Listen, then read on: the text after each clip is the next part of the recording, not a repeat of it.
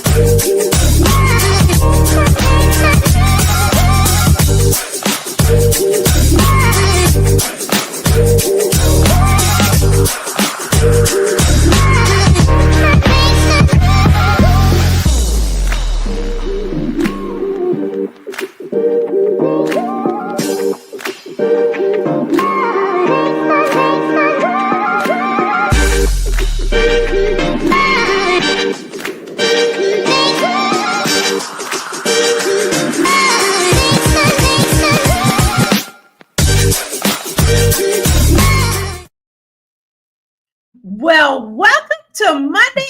Did you like that? I thought that was the key. Okay. I love it. Okay. Intro. Listen, welcome to Fly Nubian Money, where we help you master your mindset and maximize your money. Today, it's Monday, so we're going to dive into a story that's got us questioning whether it's better to cash out or stand up. We got so much going on in the world right now, right? So on one hand, we've got H&M allegedly offering a Black woman $100,000 to quietly end their partnership, basically trying to buy her out while keeping the brand name and programs alive. And on the other hand, we've got Black women buying in with a powerful boycott at Costco to support the store's commitment to diversity, equity, and inclusion. Other words, DEI, right? That's the trigger word for people nowadays, DEI. Is it better to buy out or boycott? Should we be celebrating corporate accountability or calling out corporations that are trying to use us for profit without real partnership? We're going to break it all down today, but you got two of us queens today. You got Marlo Layson, TV film producer, and me, Lala Key, international real estate agent. And how are you, Marlo? How was your weekend this week? You know, I'm great. I'm happy to be here with my favorite people talking about all the things, right? All the things, all the things. So listen, we don't really have a video for the H&M, but H&M always seems to have a problem with us, like especially since 2018, right? Like in 2018, they got in trouble for an advertisement. And let's say they're also a Swedish company. They got in trouble for putting an advertisement of a beautiful little Black boy with a shirt that said, "The coolest monkey in the jungle." And there was a massive outrage for that, including, Africa had issues with that. They had to pull it. They had to apologize.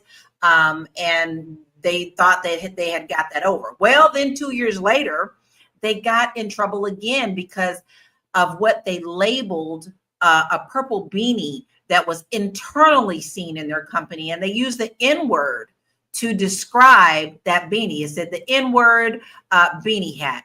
And so that got leaked.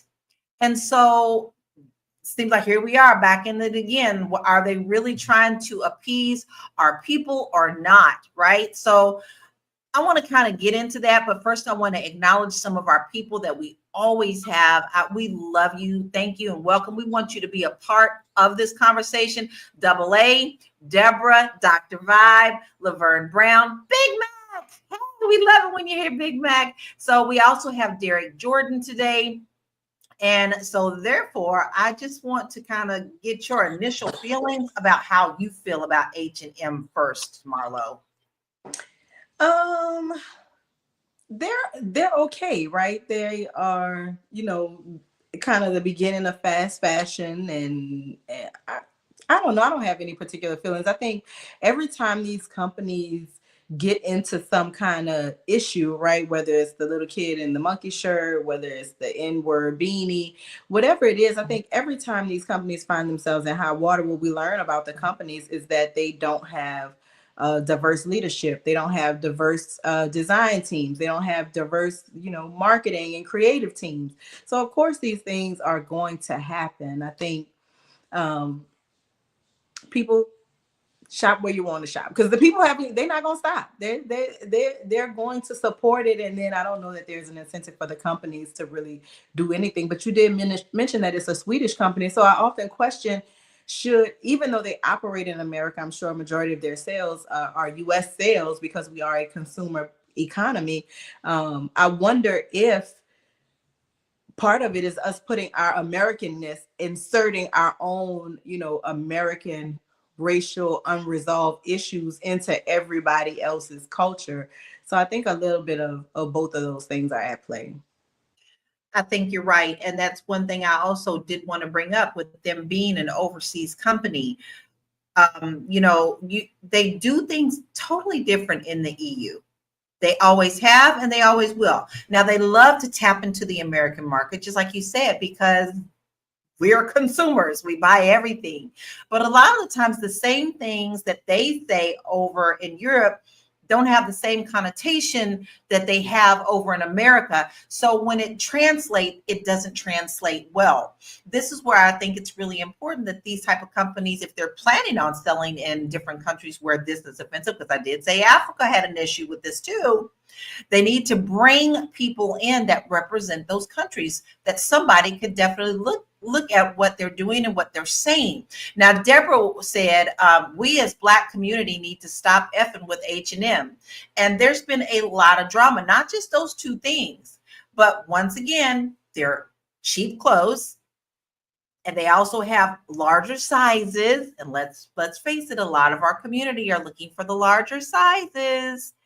And they have that going on. So Marlo, my question to you is, with that being said, that we know that they offered her when I say her, let's say her name. Let's pull up some of those graphics with that.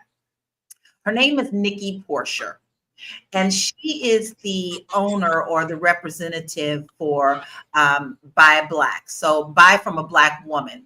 So this is the lady that they have offered to give $100,000 to sell out of what they're doing. And I don't doubt that this is part of the getting rid of the DEI thing. But as you can see, she's really been pushing this for a long time. And, it takes a lot of time for us to get into these spaces. But I want to ask you this before we take a little break. Do you think that she made the right choice by refusing the money and bringing it to the public's eye? I mean, how effective will it be? I think that'll determine whether or not it's the right decision, right? What happens after this refusal? Does H&M come back to the table and say, okay, we'll keep the brands, but maybe they're not in all stores, or maybe they make some type of corporate decision that actually is doing a disservice to these brands, right? Or do they just kind of stalemate and not market, not promote, maybe give these products, just ease them out of stores slowly but surely until we get to the end of this contract? So I think the efficacy of this, whatever her protest is, I don't know if it's that she thinks it's undervalued. Is the $100,000 not enough? Is she just making a stand? Was she just bringing it to light? I think what your intention is and what the results are will show whether or not this was an effective form of protest or heightening. Because I don't ever want to do business with anybody. You want to buy me out, then I probably want to get out as quickly as possible. But that's just who I am, right? So I think it depends on what her end game is, whether or not this is found to be effective. I have to agree. And just a few weeks ago, we talked about Tabitha and Target. And that made me, my question in my mind was, would Tabitha have walked away with the money or still stayed in Target too? I'd like to hear what some of our viewership's thoughts are on this. Please let us know. We would love to see what your thoughts are, because mine's kind of all over the place. Because my thing is, if I see you don't want me around, then why do I want to stay around? Because that's just going to be a point of contention. And Tabitha, with that whole Target situation, she came out with an ambassadorship for Clover, which is a point of sale. They do all kind of point of sale web-based sale type of checkout systems. So maybe she is preparing to be able to do her own distribution, and the deal with Clover is the first. So, we won't know until the next announcement is made. But I think that people, you have to figure out a way to take your marketing and sales into your own hands, because these corporations are only going to deal with you as long as it's expedient and profitable. And when they have no reason to keep you around because of the laws, don't think they're going to stick around at all. So we're going to take a deep breath on that because that actually sticks in my craw quite a bit. We're going to take a deep break and we'll be right back. It's a good show right here. But I'm biased. If you are just tuning in, you are watching Fly Nubian Money, where we help you master your mindset and maximize your money. My name is Tiara Williams. I'm also known as Miss Black Hollywood, and I'm the proud producer of this show because it is lit. If you want to receive notifications for when we go live Monday through Friday, 1 to 2 p.m. Eastern Standard Time. All you have to do is text the word Queens to 87948. That's Queens to 87948. That's QUEENS to 87948. Also, if you want to grow your money and not blow your money, all you have to do is go to flynubianmoney.com. There's all kinds of resources, there's courses, there's free giveaways. There's just no reason to be broke in 2025. All you have to do is go to flynubianmoney.com. Obviously, you don't want to be entertained here. You want to know enough to grow. Wait, I need to put that on a shirt. You got to know to grow. Got to know to grow. So know and grow with flynubianmoney.com. With flynubianmoney.com, that's what we do every day, Monday through Friday, 1 p.m. Eastern Standard Time. We are educating you. We're keeping you on top of what's going on in the world, because I have to tell you, there's a lot of times that the things that are being sent to you are not everything that they're trying to hide. So you're getting what they want you to see. However, we're bringing out things that you need to see that affect our community. And so that you don't want to miss that, you want to make sure that you text the word Queens, QUEENS, to 87948, and then hit that website to go get you some free resources to help you up your game and protect your financial house. So I want to jump back into this conversation. Big Mac said, hard decisions, $100,000 at worth. Is it worth it though? And then Aline says she's worth more than that. And then Big Mac once again says everyone has a sellout price, but it's what you do after the fact. I want to hear your thoughts about that, Marlo. How do you feel about that comment? I think that most people do have a sellout price. It just depends on that. And I was looking in our break, I caught an article from Afrotech, just looking for a little bit more color around this conversation. And they are saying that her argument basically is that this is a low ball, and that she has brought millions of dollars in revenue, right, from these Black-owned brands. She went on a tour to Black cities, including Houston, Philly, Baltimore. I think Los Angeles is in there, where she went to, Black manufacturers, Black designers, and said, hey, this is the opportunity of a lifetime. So she really was H&M's mouthpiece through this, right? And it's the old bait and switch that we've seen so many times. They feel like they don't need an intercessor anymore, is what it, through my quick scan of the facts, H&M seems like they feel like they don't need an intercessor. They don't need this woman, right, who made their brand cool, hip, and accessible to Black people. The person who went and said, hey, I know they had the monkey shirts, because she comes after that incident, right? So she's the one that's going out saying, hey, to avoid the monkey shirts, right, we're going to put these Black brands with these great messages, put likenesses of Black people out front so that we can change this narrative. And she went on a tour, and she sold this on behalf of this corporation, right? She made it palatable for people who just a few months prior had a visceral reaction to this advertising that they were pushing. So I think that for her, they are trying to edge her out quietly, but they'll also be able to maintain the relationships that she was the bridge between. And so from this Afrotech article I caught, that seems to be what her biggest complaint is, because she did file suit against them as well. I think that you're exactly right. When they see they don't need the middle person anymore, and they've already got those connections that they have used from that middle person, that they no longer see any use for you. This is nothing new. This has actually been done in businesses for centuries. Anytime that you can cut out the middleman, didn't that used to be a phrase? Cut out the middleman and go straight to the source. That's what they've got to do. Now, me personally, would I have taken the money or stood my ground? I think I would have stood my ground on this, because I have to agree. I think that $100,000 is a low ball for what all she's done, especially after you had to rebrand yourself after what you've done with the little boy. And then on top of that, then you still had somebody internally rename a beanie the N-word, and you still have someone still speaking up for you. I have to admit, though, after that little boy incident, advertising, I've not been back to H&M. I never was a huge shopper at H&M. Y'all know I love me some Target, but once Target rolled it back, I was done with them too. I'm a thick thigh girl. I can't fit too much in H&M to begin with outside of a top.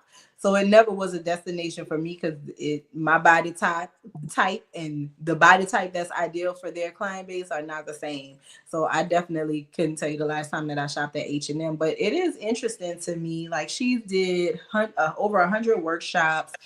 She helped people get business grants. Like, she was really doing the work of what H&M should have already had an internal department doing. And for them to do it quietly is so sneaky, right? Because she is I trust you, right? You messing with H&M, I'm messing with you. That's how these types of relationships are. And so for them to want to do it like on a backdoor, sneaky side, and just kind of ease her out, it tells you a lot about who H&M, the leadership is at their core, because they didn't even want to. I think that they knew, had they made a big announcement, a lot of those brands would have been like, well, who's going to be my point person? How does what she was doing for me look in the new scope of things? And they didn't want to answer those questions because they didn't have answers. They just looked at the fact that they were making money off whatever these designs, these pieces are in their stores, and they were looking to make more money. And they would make more money if they didn't have that little extra ring-a-ding contract in there with her. So it's dirty, dirty, dirty, dirty in these corporate spaces all the time. All the time. But here's what I think what they're going to find out in this political climate that we have. America and Black America are taking a harder stand than I think that they thought we would. I think a lot of these companies are being surprised about how much we are truly standing out and stopping our buying power. And now we've already established that we have the 2 trillion, right? We have 2 trillion, and we are now looking for Black companies. And I have to say, Elaine, you're right on target. She can also take that same talent and grow another Black business. Yes, she can. And I hope that she does. But let's also be very, very honest that it takes a lot of energy, a lot of resources, and a lot of the things that we used to have to fall back on, grants and something like that, we no longer have. So it makes it even harder for us to create the newer spaces when we get pushed out of the door, and then there are no more grants at all for you to even tap into. And if you think about it, if you've ever been brought in kind of to grow or expand a thing, the value of resources that you have when you go into that space and you're charged with creating a new thing is totally different than the resources and the infrastructure that you have when you're starting your own thing. So starting your own thing definitely sounds like something maybe she could have or should have been working on in the background or preparing for this day to come, right? But H&M had already had this strong brand name. They already had, space in the marketplace. They already had valuation and all the things that open up resources so that you can go to over 100, do over 100 meetings and gatherings for people, right? It takes money to travel. It takes money to find a space. It takes money to rent an event space hall and do those sorts of things so that you can get that proper outreach.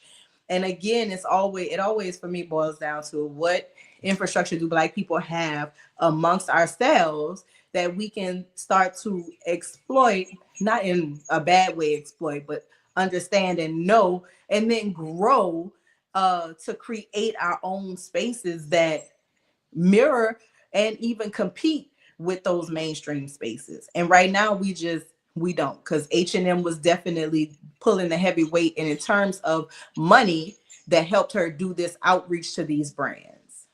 Exactly. So we also in our communities have to understand that if that's what we want and that's what we're demanding, then we also have to be willing to help build our own as well. Because if we don't, you can sit back and fuss about it all day long. But if we don't have the resources to tap into, then we will not be able to build. I'm not saying it's impossible. I'm saying that it would be really more difficult than you think if we don't have the support of the community.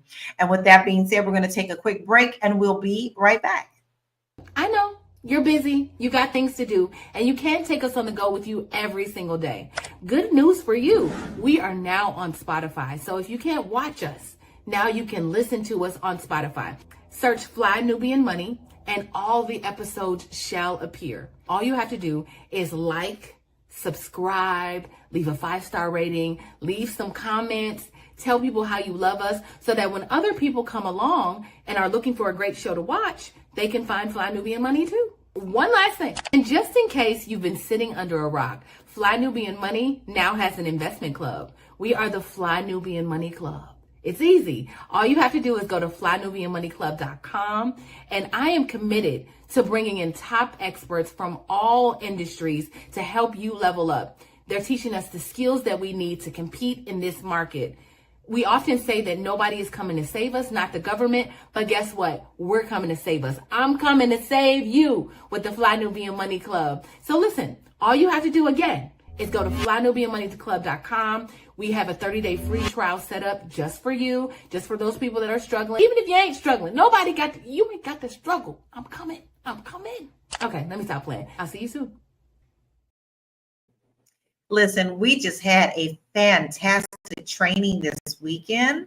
And if you missed out on it, you need to make sure that you sign up today. We do have a free trial, but after that free trial comes, I know you're going to want to stick around because you have had so many trainings since the beginning of this year that you need to sign up now. You're going to find all of them very valuable. FlyNubianMoneyClub.com. You've had me, you've had Marlo, you've had Constance, you've had Vanessa Gopal, you've had Alicia, you've had a lot of us. Okay, and you can expect more so that we can help you up your game and learn new skills. So make sure that you sign up today at flynubianmoneyclub.com. Now, listen, I have a question for you because this is always one that we always ask because I've really been trying to dig into this because we're gonna continue to see this, Marlo. We're going to continue to see this. So do you think that there are any legal protections for small businesses and owners in situations like this?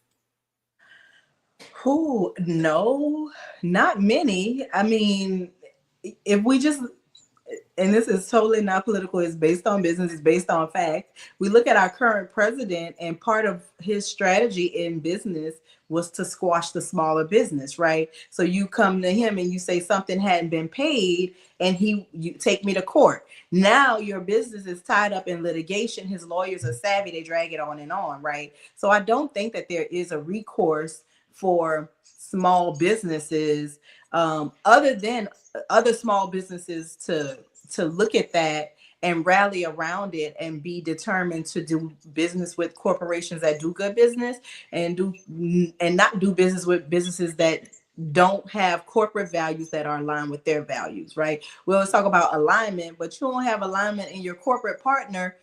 You just got money in them, right? I'm looking at the same article, and the lady was, so H&M had her part of the sustainability team. Then they moved her over and put her program under the diversity, equity, and inclusion team. And that's actually when it tanked. Putting it under the DEI is actually when it tanked, right? And so read into that what you will, but there are a lot of groups that are included in diversity, equity, inclusion, right? So once you have this thing that's supposed to support Black women businesses specifically, and now you have to open that up, then certainly the women who that was created for now get marginalized within that community as you spread this diversity. So I think, again, you know, we see when DEI strikes, Black people get struck hardest, and it's not really for us, not in a totality. So Exactly. do good business, Who align benefits? yourself with businesses that do good business. That's right. That's right. And I think one of the most misconceptions, period, about DEI is it's always us. It's us and the other brown community. Nah, it ain't. nah, it is It not. opened the door for everybody that is part of a marginalized subset, which further marginalizes the original marginalized subsets of America. And that includes white faces too. So Oh, white yeah. women, y'all better get it together because y'all part of this. Now listen, Big Mac said we sometimes have to take the emotions out of business and concentrate on the bottom line. I do agree with that. You know, a lot that good, you always hear the phrase business is business, but not all business is good business, right? Ellen says we as Black people have the money to support our own. We have to learn how they did it and grow our own. Well, they left really good blueprints, and I have a feeling that if we follow those blueprints, we'll be just as successful. And Karen said, gotta shout out. Karen said this weekend's presentation was all that and a bag of chips. So there is a promote for you if you haven't been in the Fly Nubian Money Club. Now listen, we've talked about this a lot, but there's a flip side to all of this as well. Just as much as we're seeing things like this happen in many corporations, we are also seeing a positive side for the companies who are standing firm. So I want you to check out this video, and we're going to get into it. So check this out. We need to talk about Costco for a minute. Yes, Costco. Well, a ton of companies are walking back DEI programs right now. Costco is taking the opposite approach. They're actually standing by their values. They're doubling down and proving that they understand that diversity throughout their companies, across their shelf space, and with their consumers is actually phenomenal for business. And to be honest with you, it's really that simple. But so many companies right now are just trying to appease presidents or keep profits concentrated at the board level or with their highest execs, when really it doesn't have to be that way. Everyone can win. Honestly, I think I'm gonna go to Costco. We need to talk about Costco. Baby, Costco has always been, I love Costco's. I never went to Sam's. I never went to BJ's. I have been a Costco member since 2005, and I have never given up my membership. So we're going to switch gears and we're going to talk about this positive movement. Costco's Boycott is organized by Black Women's Roundtable. So instead of boycotting, they are supporting companies that stand by diversity and inclusion. Are boycotts more effective than boycott? So that's what I want to talk about now. So from what you just saw here, Marlo, do you think that boycotts are more effective than boycotts when it comes to making changes? I think if the decision makers within the company understand where that additional support is coming from, right? If they just feel like this is an anomaly and they having fun taking the ride, then no, because you'll get new leadership with different values that comes in like a wrecking ball and changes all of that. So I think that the company has to be aware that the support is being driven by, we like what you're doing, do more of that. And if Costco is aware, certainly they should lean into that and make sure that any corporate leadership that they bring in fits into what they're already doing as a corporation, as opposed to changing who they are as a corporation to fit into a new mold. But I think it all depends on the corporate conversations that are being had, and do they understand what this is, or instead of being delusional about where that additional support is coming from. You know, what I love about this is Costco and a couple of other companies as well took a firm stand about not being bullied into getting rid of DEI programs. And they are a private company. They should be allowed to do whatever they want to do. They're a private company with stockholders. So to enforce that and to send their message even further, they took it to the stockholders and they said, what do you want us to do? Because this is what we think you want us to do, but do you? And every last one of those stockholders said, no, we are standing firm. We're going to continue with our DEI programs, and we are not going to be bullied into this. Now, with that being said, they are also now being targeted by the GOP and a lot of GOP, what I call hound dogs, trying to bully them even further, but they are still standing firm on what they're doing. So with that being said, do you think, Marlo, that more organizations that focus on supporting us should also be supported by us? Like, we know that they're doing that. Do you think it's justified that we continue to go and show that our buying power is still powerful? Absolutely. There is free market capitalism. It's a real thing. And that part of that is the consumer choice to shop wherever they want. And I think that people with as much buying power as Black Americans have, we definitely need to understand the power of the purchase, right?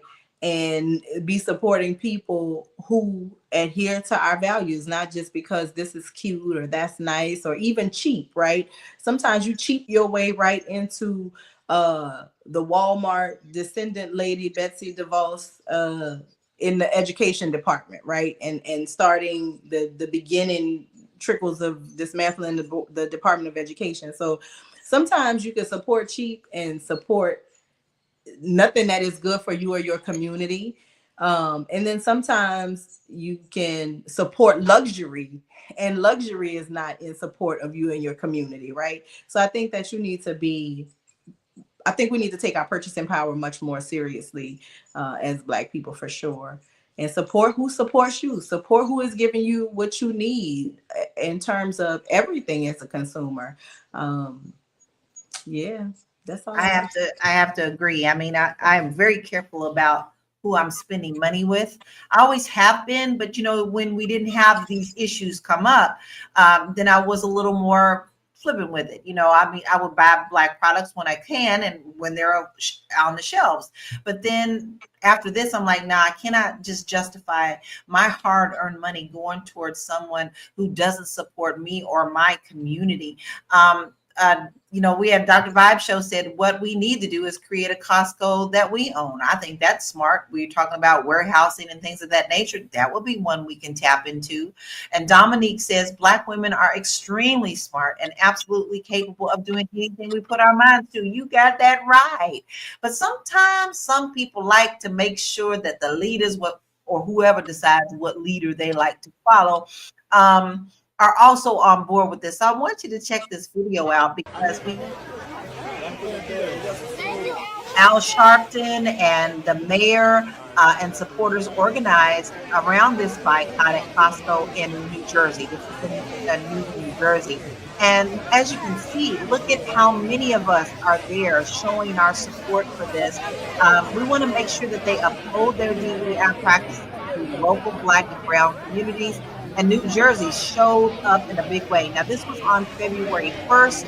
I know some people have problems with Reverend Al Sharpton. Listen, I don't care who's there, as long as we show up like this. Look at us. Ain't we beautiful? And we all got money. Look, people even recording it because they love seeing us. The bottom line is our money is powerful. We can help to uplift your business if you also turn around and uplift us as a community. Look at this. That makes me happy. Marlo, how does that make you feel? I like it. I hope that, part of me is a cynic, right? Maybe it's because of what I do for my day job. Maybe it's just al natural. I don't know. But I know that in this day and age, people love to be part of a thing that's popping, right? People love to be part of something that's going to go viral, everybody going to be talking about it. But what do you do on the days when Reverend Al Sharpton and the mayor are not there? What do you do on the days when there is no viral moment to be had? I think, to me, that's more important, right? It's like, what is your day-to-day intention? How do you support companies that put money into your community, that support your values, that don't take your money and then deny every Black candidate that applies, right? Like, how do you do that every day with intention? I think I'm more interested in, of course, I love to see a wave of Black folks doing anything, but what you gonna do tomorrow, right, to further the cause, I think is more important to me. It has more value than the moment, right, when we're all aware that this is something big is happening. I agree with you. And I think it is really realistic that we expect our community to rally around boycotts or Black businesses that we already own. I know that sounds crazy. Everybody's like, I'm gonna do what I want to do.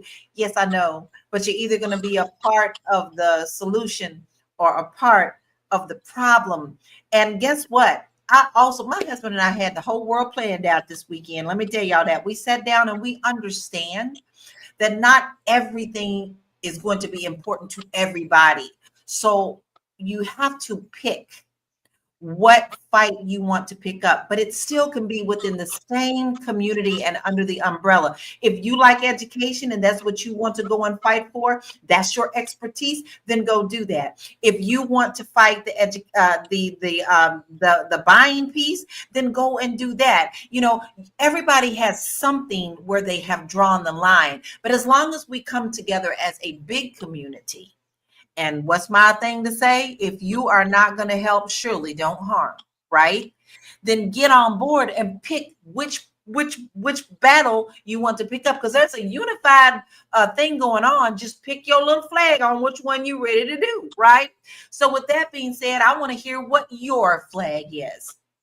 What banner under all of this that we are going through with this racist regime, and yes, I said it, this racist regime.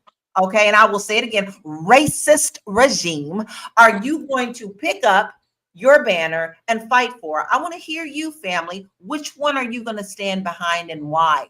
We're going to take a deep, I keep saying a deep, because I am going to take a deep breath. We're going to take a quick, deep breath. We'll be right back. Are you a Black business owner looking to expand your reach? Well, has Fly Nubian Money got good news for you? We are building a Black business directory to connect you with customers who need your services. And here is the best part. It is absolutely free. Email us at info@realvirtual.net. Send us your business name. Tell us a little bit about what you do, what services you offer, your website address, and your contact information. That's it. Together, we are going to build and circulate the Black dollar. Get listed today and start connecting with people who are probably already looking for you. Listen, we are working on it, okay? But in order to work on it, we need more of you who have products and services that you want to put out there. So, because people are not probably looking for you, they are looking for you. We're talking about that today. And we need a good place to find you. Well, if you want to, it's free. go ahead and send your information to us about your product and your service, and send it to info@realvirtual.net, info at reelvirtual.net. Now, here's what I want you to do. In your subject line, I want you to make sure that you put in Black Business Directory, and then put your name, your company name, your email, your phone number, your website, and a little bio about you, so that people will know what you do, and then they will be giving you a call or an email about what they need. We're looking for all businesses. So the question is, every time we get it, what do we do? Where do we go? We're working on it for you. As Tiara always says, she's coming to save us. She coming to save us on her right horse, right? Forget me. Tiara's coming to save us. So make sure that you get that in there, so the more we have, the more we can keep our money in our communities, right? So now here's a good question for you. I want to know what your thoughts are. And as you too, viewership, our family, do you think that boycotts are more impactful than boycotts in the term of creating change? No. Okay.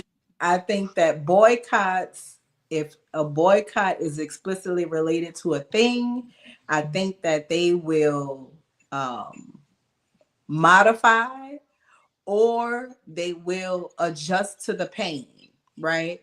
But I think that a boycott, right, if you aren't looking at your buyers as demographic, right, if you're not seeing them as segments of, who's buying this, who's buying that, if you're not seeing it, if all you're seeing is the bottom line number, then no, because you think you're just having a great day, right? There's no correlation, right? So in the data that is presented at the Costco annual stockholder meetings, if this information is not broken down, I can almost guarantee you that within 5 years, they'll have new leadership that has a new focus, right? That is not going to pay attention to this data and where these additional sales came from. If the boycott is even showing big gains for Costco, right?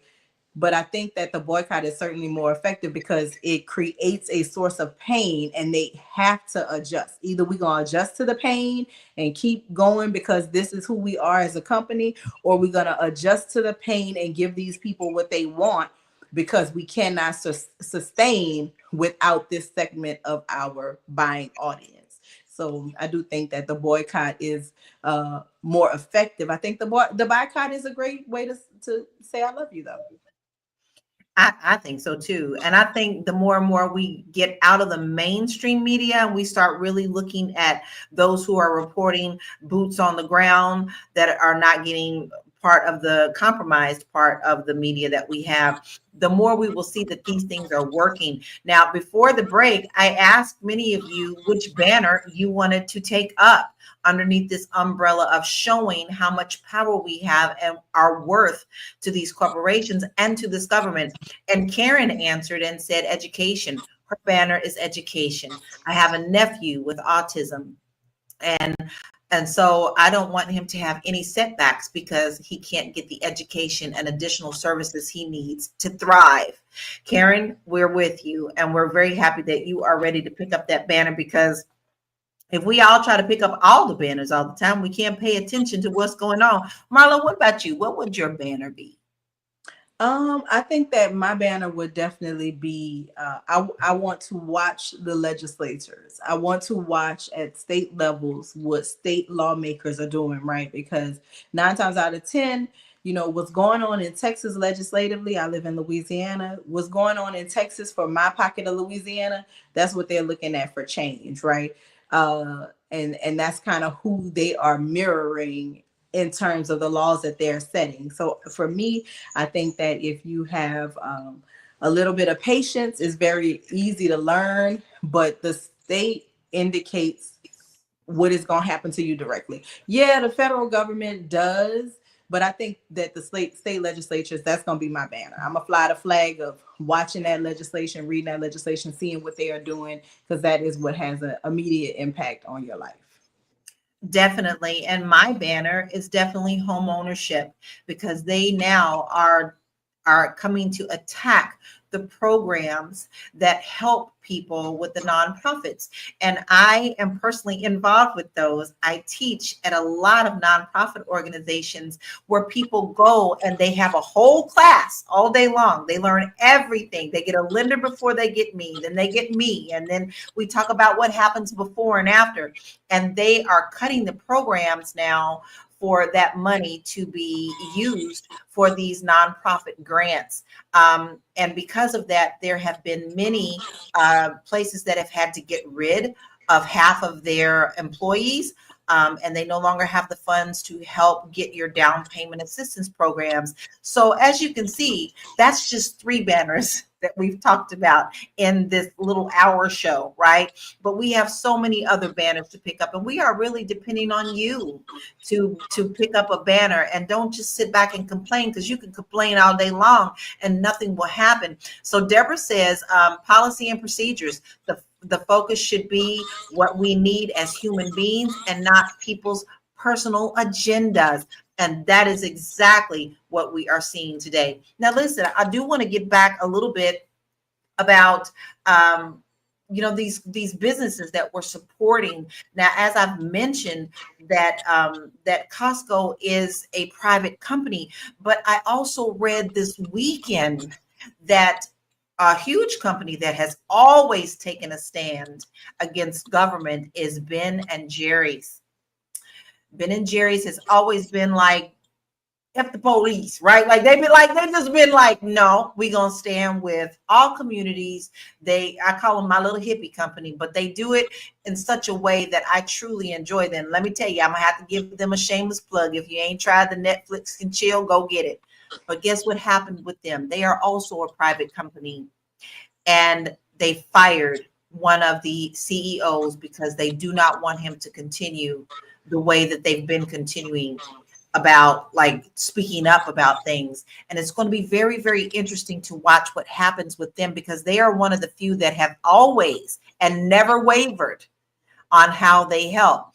But let's check out if this is even legal or not. We got a video we want you to see, and then I want to hear your thoughts.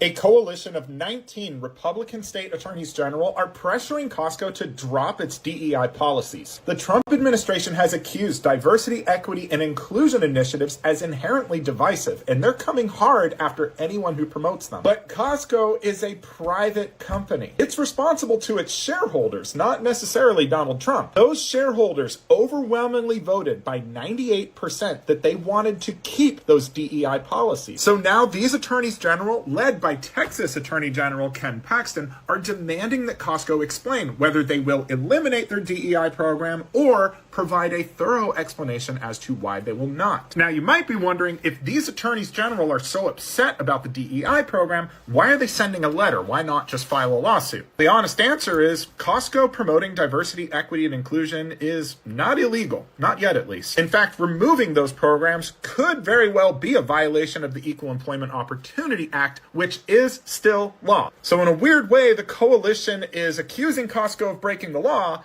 while asking them to break the law. I'm a workers' rights lawyer. I'm keeping you up to date.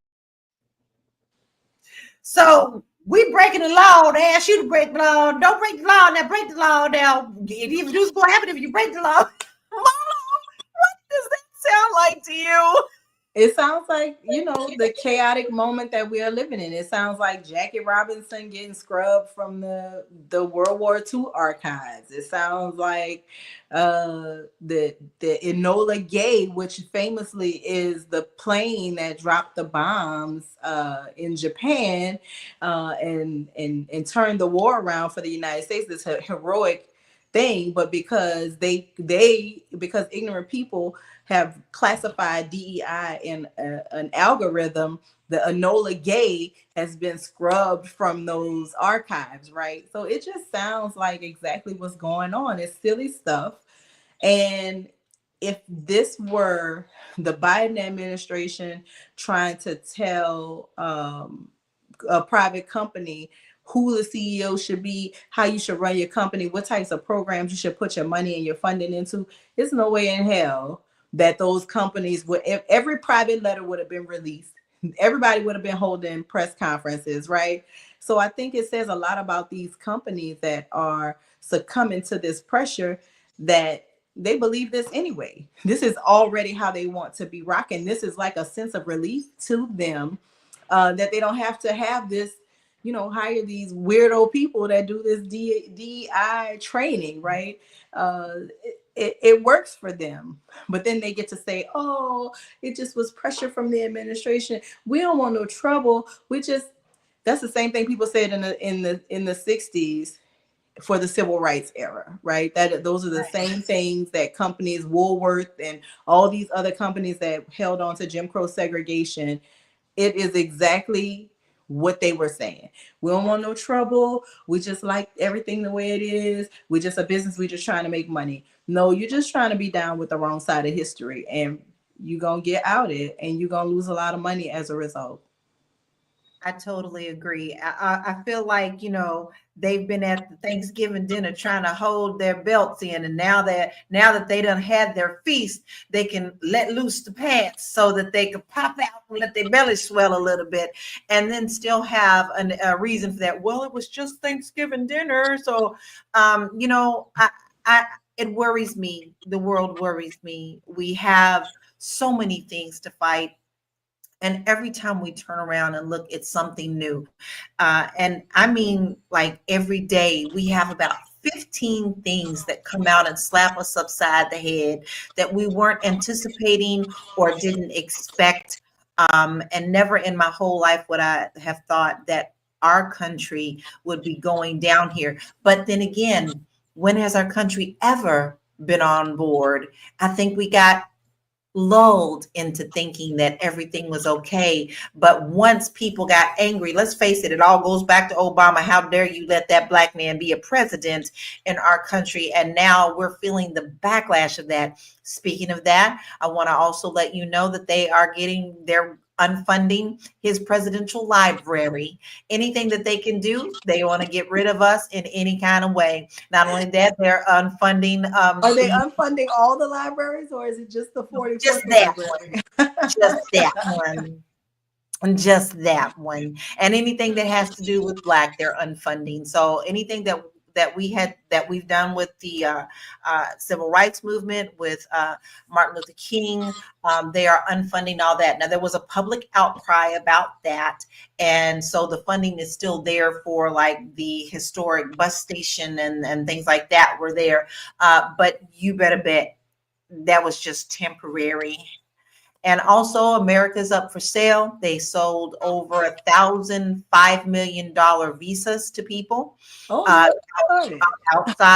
outside of America. And you know which people they are bringing to our country. They have said it very clear. I'm pretty sure the Tate brothers are involved with that. I'm pretty sure that the South African white people will have the funds to come over and do that too. Meanwhile, they're denying Americans who travel abroad back into our country. I just wanted to put things in perspective with you, because the smaller thing that we are talking about is our money. We're talking about how powerful that is, but that's just one little marble in the bigger game of the world. So when I say pick your poison, you need to make sure you pick something that is very, very important to you and then fight for it. Because you are worth it, our community is worth it, and our nation is worth it, period. I don't want to see my nation burn to the ground, but it's definitely doing that now. I'm going to take a deep break, Marlo. I think I got on a soapbox and I didn't really mean to do that, but yes, I did. All right. So listen, we've talked about a lot today. So I would like to know your final thoughts on what we've talked about today and where we can find you, Marlo. So my final thought is support who supports you. Support the entities, support the programs, support the organizations that are in alignment with your personal ministry, right? It don't have to be what's in alignment with mine. Just don't be walking out of alignment with yourself is what I'm saying. So think about that as you participate in this $2 trillion of African American dollar spending. Think about that before you walk into a restaurant that you know you've had a bad situation with, and you go back, right? Before you come and crying to me that Houston still won't seat you, even though they hadn't seated you the last 2 or 3 times that you were there. Choose wisely. Maybe every scene is not for you. Maybe that's the lesson that we're being taught in this time, is that every scene is not for every person. Pick your scene, be on that scene, support that scene, help it thrive. If you're looking for me, if you need personal thriving, you can contact me at the Marlowe Group. That is what I specialize in. I want to help you expose your business to the people that want it, to the people that need it, to the people that deserve your time, energy, and effort. I want to help you get the back end of your website as tight and right as the front end presentation is, to make sure that you let all of the bots and the goblins and the internet distributors know that you are out there, you're ready to do business, and you are looking for people that are like-minded individuals ready to work and support you in a meaningful way. That's all I got. I can't agree any more than that. You know what? It's all about what you choose to do. You have to start with yourself. But listen, Marlowe is also on a beautiful journey. Y'all can tell, look, every time she come on, she just glowing a little bit harder. Face is all, I'm like, she going away, y'all. She going away. Marlowe, tell us a little bit about your health journey so that people can follow you on that too. So right now I am embarking on our journey to participate in an amateur bodybuilding competition. I will be, if the Lord says the same, I will be in the wellness category, the amateur wellness category. The competition is in May. Please support me, y'all. I'm not eating much salt. I'm not eating any salt. I'm not eating any sugar. The food don't taste good. I'm a New Orleans girl. I'm suffering in silence, but my body is coming together real nicely. I feel really good. I feel flexible and strong and healthy. And as I am compiling these tips, you can follow me on Instagram at Olram Marlowe. That is my name, forward, backward, and underscore on the end. And I, at some point, will share some of what I have learned along this journey to help you embark on your own journey as well.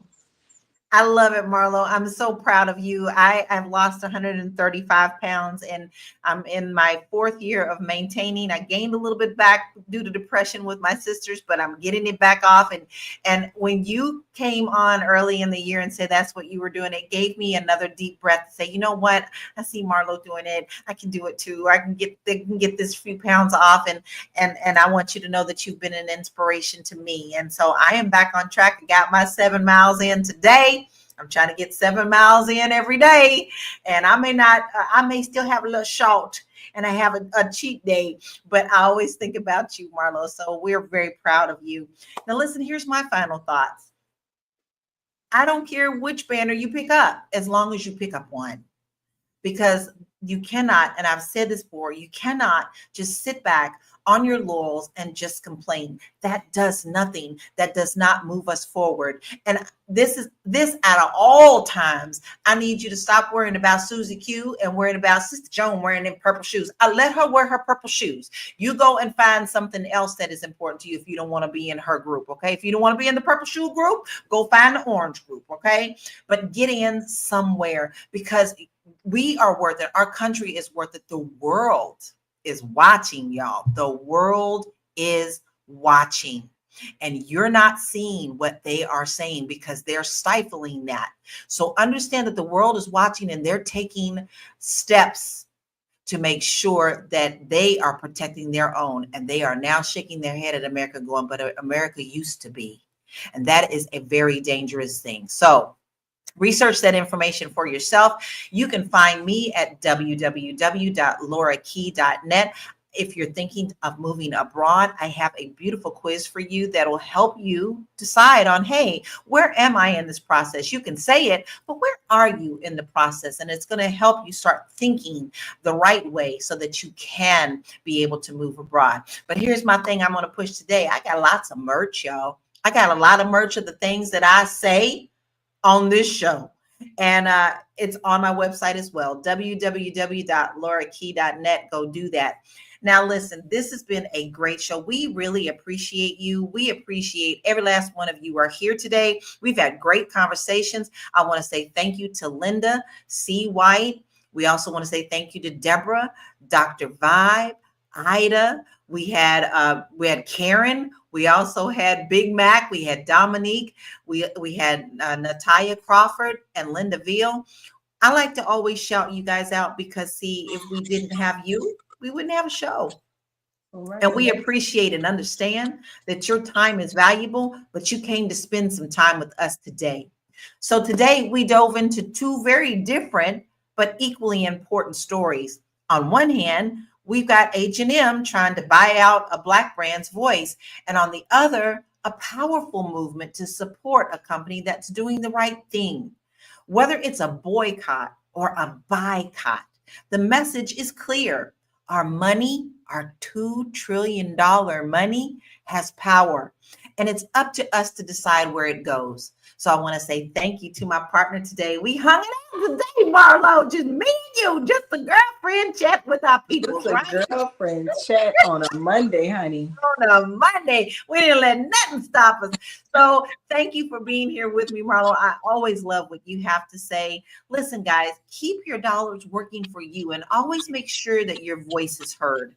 So until next time, which would be tomorrow at 1 p.m. Eastern Standard Time, stay informed and stay powerful. Peace out. Bye.